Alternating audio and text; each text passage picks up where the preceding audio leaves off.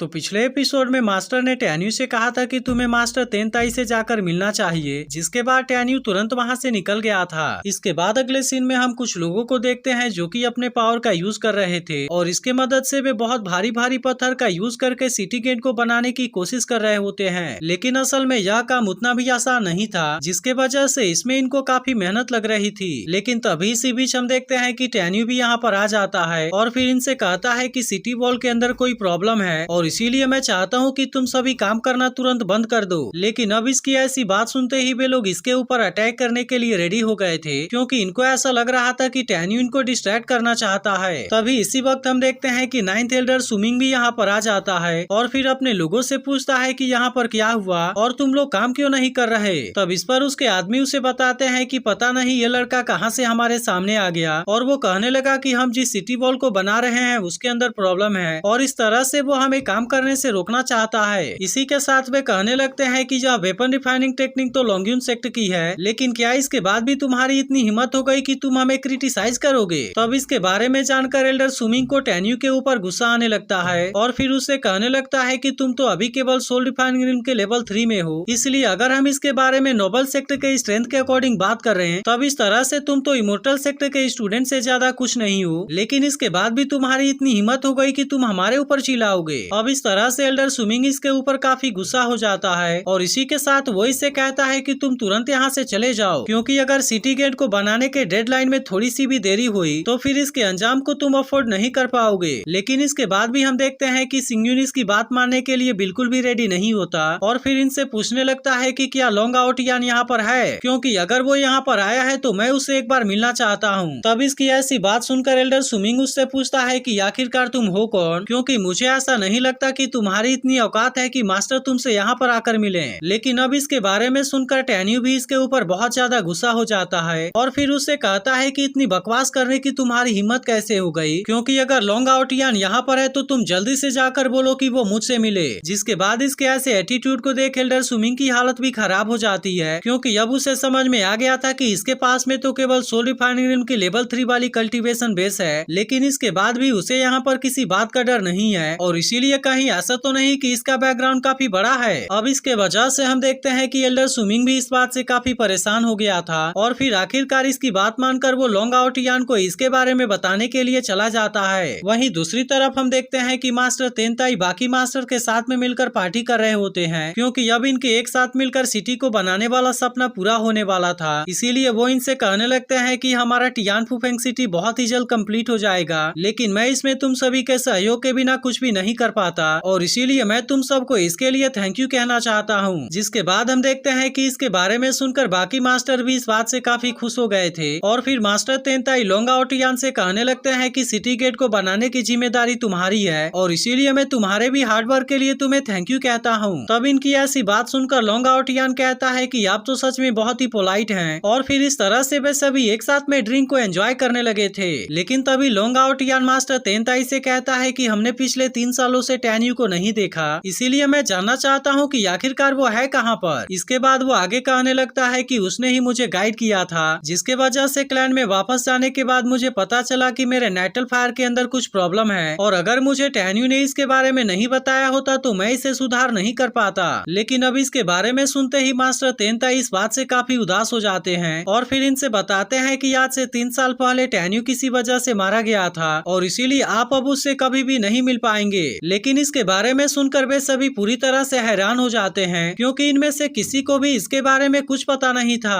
तभी एक मास्टर कहने लगता है कहीं ऐसा तो नहीं कि किसी पावरफुल एनिमी ने टियानफू माउंटेन के ऊपर अटैक किया था, जिसके बाद टैन्यू ने बाकी लोगों को बचाने की कोशिश की हो और शायद इसके वजह से उसमें मारा गया हो, क्योंकि मुझे तो ऐसा लगता है कि टैन्यू सच में बहुत ज्यादा पावरफुल है और इसीलिए कोई उसे इतने आसानी से नहीं मार पाएगा। तब इस पर मास्टर तेनताई इनसे कहते हैं कि आप सभी इसके बारे में इतनी ज्यादा चिंता ना कीजिए, क्योंकि असल में किसी पावरफुल एनिमी ने हमारे माउंटेन के ऊपर अटैक नहीं किया था और इसके अलावा आपको ऐसा लगता है कि टैन्यू कोई सीनियर है और इसीलिए आज मैं आपको बता देना चाहता हूँ कि वह तो केवल मेरे अल्केमी डिवीजन का स्टूडेंट है। लेकिन इसकी ऐसी बात सुनकर किसी को भी इसके ऊपर यकीन नहीं होता और फिर लॉन्ग आउटियान उनसे कहने लगता है कि आखिर ऐसा कैसे हो सकता है और कहीं ऐसा तो नहीं कि आप हमारे साथ में मजाक कर रहे हो। फिर वो आगे कहता है कि अगर टैन्यू केवल आपके अल्केमी डिवीजन का स्टूडेंट है तो फिर ऐसा कैसे हो सकता है कि वो वेपन रिफाइनिंग में मुझसे भी ज्यादा अच्छा है। तब इसकी बात सुनकर एक और मास्टर कहने लगता है कि भले ही मैं एक हाई लेवल वाला अल्केमिस्ट हूँ, लेकिन इसके बाद भी मेरा अल्केमी क्वालिफिकेशन टेन्यू के सामने कुछ भी नहीं है, और इसीलिए ऐसा कैसे हो सकता है कि वह केवल इनर सेक्टर का स्टूडेंट है। तब इस पर मास्टर तेनताई इनको समझाते हैं कि मैंने जो कुछ भी कहा वह पूरी तरह से सही है, लेकिन असल में टेन्यू ना तो कोई होली अल्केमिस्ट है और ना ही वो कोई होली वेपन मास्टर है। लेकिन अब इसी के साथ हम देखते हैं कि मास्टर तेनताई को टेन्यू के बारे में काफी अफसोस भी होने लगा था, और फिर वो कहने लगते हैं कि यह सब केवल मेरे गलती के वजह से हुआ था, क्योंकि अगर मैंने उसे ट्रायल में जाने के लिए नहीं बोला होता तो ऐसा कुछ भी नहीं हुआ होता। लेकिन आखिरकार अब मास्टर तेनताई भी इसके बारे में कुछ नहीं कर सकते थे, और इसीलिए वे इसके बारे में आगे ज्यादा कुछ नहीं बोलते।